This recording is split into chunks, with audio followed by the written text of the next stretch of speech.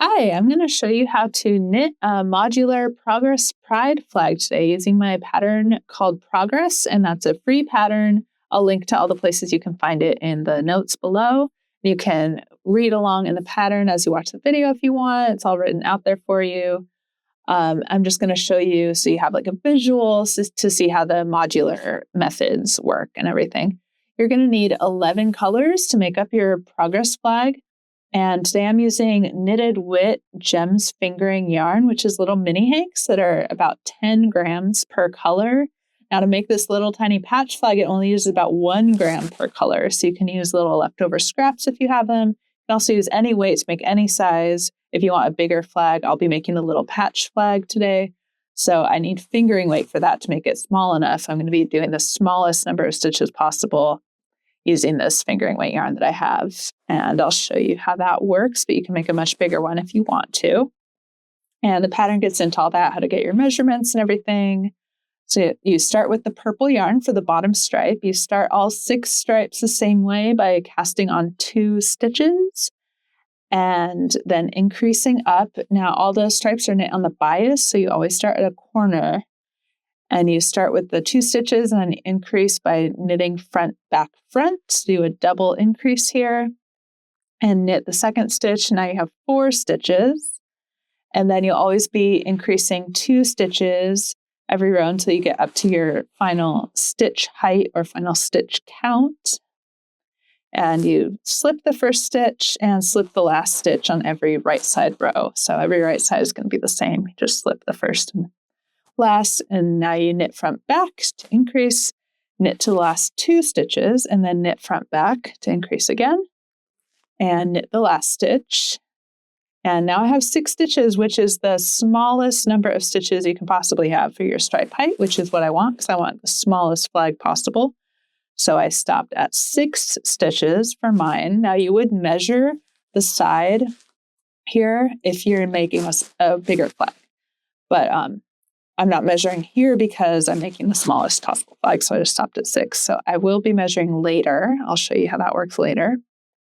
And for now, you're starting your regular stripe pattern, which is on the bias. So you are increasing at the beginning and then decreasing at the end with a knit front, with the knit 2 together. So you're doing the knit front back at the beginning and knit 2 together at the end. And then that gives you your bias shaping, and the bias stripe is what's going to give you your arrow shaping at the other side of the flag. So it's all kind of shaped as you're knitting by knitting on the bias like that. And you're just going to keep repeating those 2 stitches for your stripe, which is slip the first stitch with yarn in front, knit to the last stitch, slip the last stitch with yarn in front is the right side, and then the wrong side is knit front back, and knit to the last 2 stitches, knit 2 together. And now I have enough that I can measure my stripe height, which is how I determine how long I need to knit the stripe for by doing that math. So now that I have enough that I can measure it, I'm going to measure that, and it's going to be exactly 1/2 inch. So that makes it really easy. 1/2 inch stripe height means 3 inches total flag height because there's 6 stripes in the flag. So there'll be 3 inches total of those 6 stripes. And then I'm going to do my little worksheet math in the pattern, and it's telling me that this stripe needs to be a width of 3.75 or 3 3/4 long there. That's the Y measurement in the pattern. And you get that measurement so that you end up with the right kind of proportions for your flag. If you just kind of wing it or guess or do approximate, you're going to be fine. It'll be fine, but your flag might be kind of a weird shape then. You might have like more of a square flag or a long flag if you don't do that math in the pattern. It's really simple, easy, phone calculator app math. So don't be scared of it. But now I'm putting the stitches on hold because I reached my width there, and I broke the yarn, and I'm starting a new stripe with the second color, which is the darker blue color. And you start the same way. Every stripe of those first 6 stripes are going to start the same way with cast on 2, knit front, back, front, slip, knit, knit, slip. But now you're going to join that second stripe to the first stripe. So after you slip the last stitch, you're then going to purl into the top selvage stitch of your first stripe. And this is how you're going to join the stripes as you go. So you don't want the corner stitch, the one that kind of wraps around the side up onto the top. You want the first stitch that's fully all the way on the top, that doesn't wrap around the corner at all. So you're going to choose that stitch that's all the way on the top and purl into it, just like you're kind of picking up a stitch purlwise or something. You're sticking your needle purlwise through that selvage stitch and then purling into it, and then passing that slip stitch over. And this is how you're going to join your stripes as you go. So you're going to do that at the end of every right side row. And right now I only have 4 stitches because I'm just right at the corner at the very beginning of the stripe. So I'm going to continue increasing while joining at the same time. But you always slip that first stitch, the joining stitch, you slip it knitwise, and then knit front back to increase, and then knit to the last 2, which in this case is 0 because I only have 2 left, and then knit front back to increase. And now I'm going to have 6 stitches, which is my total stitch count because I'm only doing the 6 stitch, stripe height. If you're doing a larger flag, you would continue increasing, working that increase row as many times as needed until you reach your total stripe stitch count. So the right side row is always the same. You slip the first stitch, slip the last stitch with yarn in front, and then purl into the next selvage stitch and pass the slip stitch over. So every right side row will always be the same. You always slip the first one, slip the last one, and then join it to the last stripe. And now, since I have my stripe stitch count, I'll switch to my regular repeat rows, which again, it's on the bias. So you still slip and then knit front back to increase 1. And then you knit to the last 2 stitches and knit 2 together to decrease to get your bias shaping once again. So it's exactly the same as the first stripe, except with that extra join at the bottom where you're joining the current stripe to the previous stripe at the bottom of every right side row. Just like that. And you're just going to keep repeating those 2 rows all the way across. So slip, knit front back, knit to last 2, knit 2 together, and going to keep on going until you make it to the other side. And now I'm to the other side, and I slip 1, knit to the last 1, slip the last one, and I have 2 more selvage stitches left to go. So the selvage stitches do not include the stitch that's being held on the stitch holder, on the scrap yarn or whatever you're using, the safety pin in this case. That is the first live stitch, not a selvage stitch. So this one here now is going to be my last selvage stitch. So the last selvage stitch has the live stitch kind of coming out of it, and that's the end of the stripe. And I'm going to finish it the same as every single other row, where I slip and do the knit front back, knit to the last 2, knit 2 together, and now my stripe is done. So now I'm going to break that yarn and put those stitches on hold. And that was my second stripe all done. And now you have the hang of it. You see how it works. There's going to be the next stripe, the third stripe is going to be exactly the same as the second stripe. So we're just going to walk through that to kind of make sure you get it all. So the increase up to 4, slip with yarn in front, knit to the last one, slip with yarn in front, and then we're joining it to the last one. So again, you're going to find the first top stitch is all the way on the top that doesn't wrap around the corner, wrap around the side at all. So basically there's one that like comes out of the side and then goes up to the top, and then there's one that's coming out of that one. So you want the one that's coming out of that one that's all the way on the top. That's not wrapping around the side or wrapped around the corner at all. And this is so that you have your stripes all aligned. They don't like stair step. If you start on the wrong stitch, you're going to have like stair stepping stripes along the edge, which you don't want. So it's important to make sure you choose the right stitch there.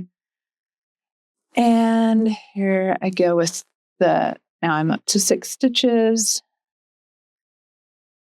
Purl into the next one across. Pass slip stitch over, and now I'm on to my repeat row. So slip, knit front back, knit to the last 2 stitches, and knit 2 together.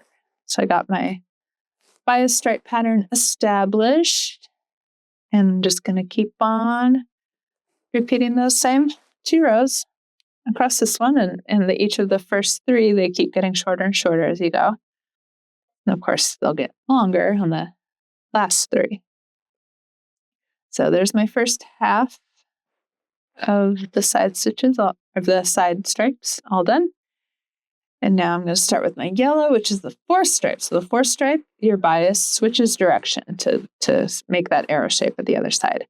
So I start exactly the same. You cast on 2, increase up to 4, but you're not going to join it right now. You're going to keep on increasing because now your bias is going the other direction. So you're going to knit the entire corner first before you join it to the previous stitch or stripe.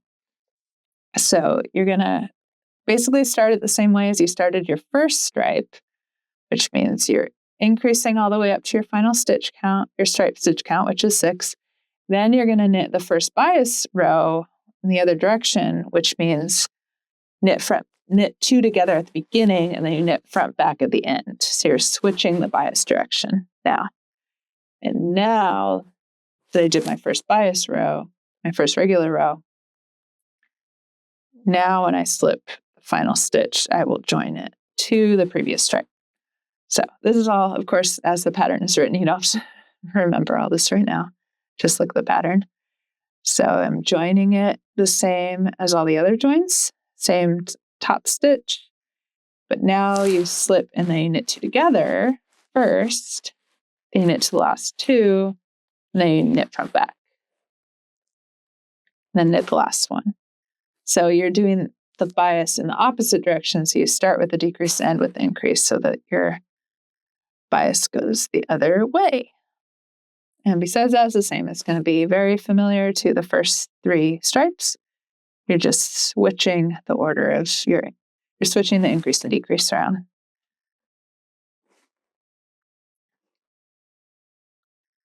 Increase at end. And make sure you keep that selvage stitch along the top there. So that's why you're not knit front back the last stitch, because then you wouldn't have a clean selvage. So you knit front back the second to last stitch, and then you have your selvage stitch along the top. And now I'm on my last right side row. There's the last selvage stitch right there. You can see the live stitch coming out of it. And you do the final wrong side row, final decrease and increase, and then this stripe is done. And you can kind of see how it switches to the other direction. So you're beginning that kind of arrow triangle shape at the other side there. You hold those stitches, and then the next 2 stripes are going to be exactly the same as the last stripe. So the 4th, 5th, 6th are all identical. To increase up to your stitch count, and then you to your slip row, right side row, join it so that just kind of ignore the yarn coming out of it. It's still the first top stitch, same as all the other ones. You still have a stitch just kind of wrapping around. There's the live or the tail end of the yarn is kind of coming out of the front, but just ignore that. Now it's the same thing. Knit 2 together, knit front back, and you're just going to go all the way to the other end, same as the other ones. There's your orange stripe. And now you can see how the tails on the right side are coming out of the other side because the corners went in the other direction. And the final stripe is the red stripe. So just going through this real quick. Same as all the other ones. Join that. Do the knit 2 together. Hand the knit front back. And now I'm established there with your red stripe. And you're just going to keep on repeating the same thing for the red stripe until you get to the other side, which I just did. And now you're going to take all those held stitches and put them onto the needle. So you don't need to hold the red stitches because now you're getting all those live stitches onto the needle at this point. So I'm just going to get all those off of my makeshift stitch holders, which probably would have been a little easier to use regular stitch holders or scrap yarn. When I do a bigger flag, I use scrap yarn usually, but it was just because the flag was so little and tiny and there were so few stitches, I just kind of grabbed whatever I had next to me to put them on hold, which worked fine. So now I got them all on the needle. And even though those tails are coming out here, this is the right side. It's very obvious the right side and wrong side look pretty different from each other. So ignore those tails. So you slip the first with yarn in front, bring that yarn to the back, and then join your new yarn, your black yarn. So knit to the last stitch of the first stripe, which is kind of overlapping with the first stitch of the next stripe, and then you knit those two together. So you knit across to kind of the two stitches that are overlapping each other of each of the two different colors, and knit those together all the way across. So knit those two together. It'll be pretty easy to see which two get knit together because they're just kind of on top of each other. So you're decreasing 5 stitches across each of the joins and then slip the last stitch with yarn in front as usual. And now you have your established row of your black stripe there ready to go. So then you put a locking stitch marker on the middle stitch there, where the two middle ones are knit two together, because your pattern is going to tell you what to at the middle. And you knit front back at the beginning, and then you knit to the middle. And this is for the black stripe, and the brown stripe. You're going to keep the same stitch count for all the stripes. So increase at the beginning, and then you decrease in the middle. So when you reach one stitch before that middle stitch, you do a center double decrease, which means you slip as if to knit two together, and then knit one, and then pass the two slip stitches over the knit stitch together. And this creates a centered decrease, double decrease there in the middle. So you're increasing at the beginning and the end and decreasing in the middle. And that gives you your arrow stripe shape.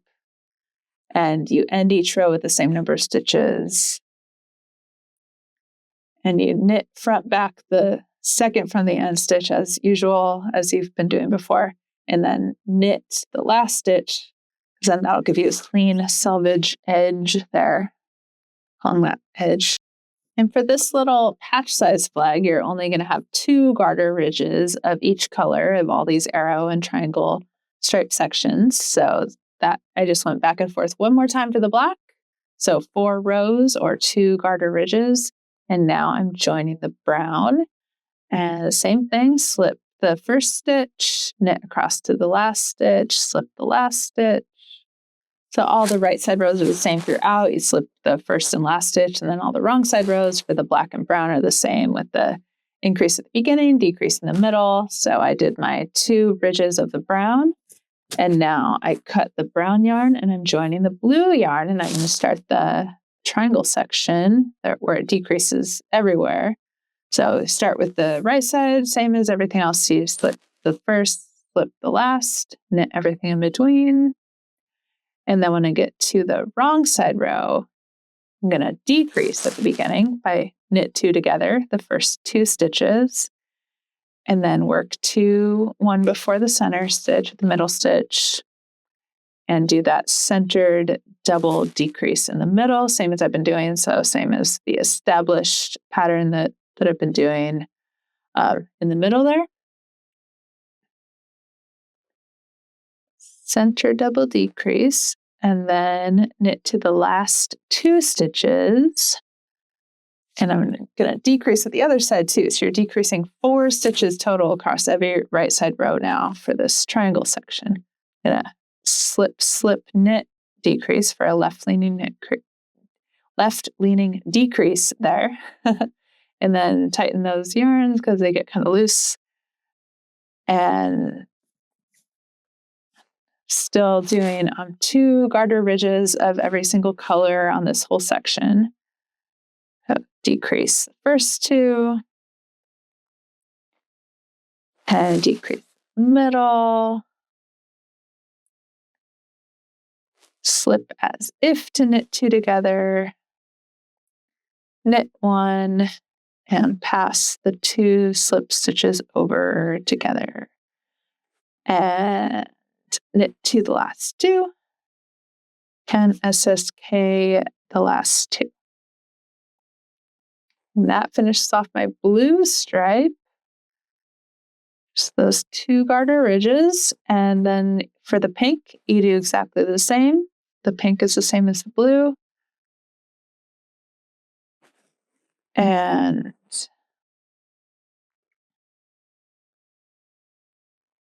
I'm going to go through this real fast.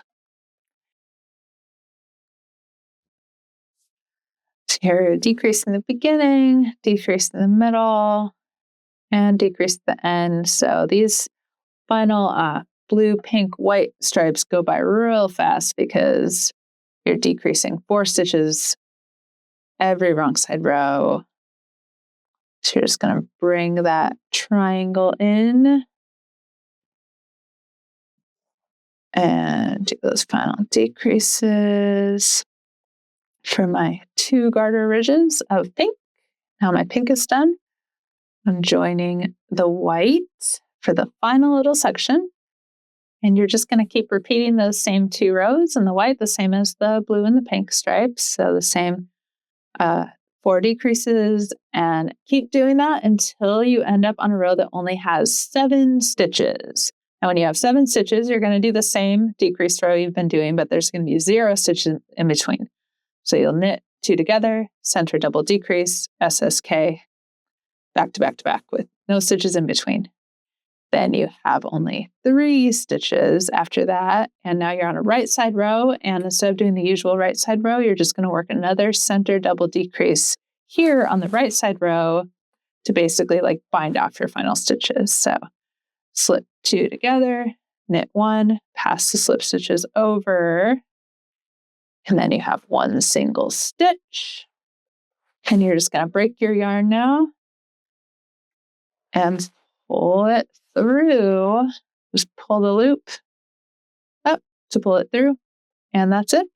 You're all set.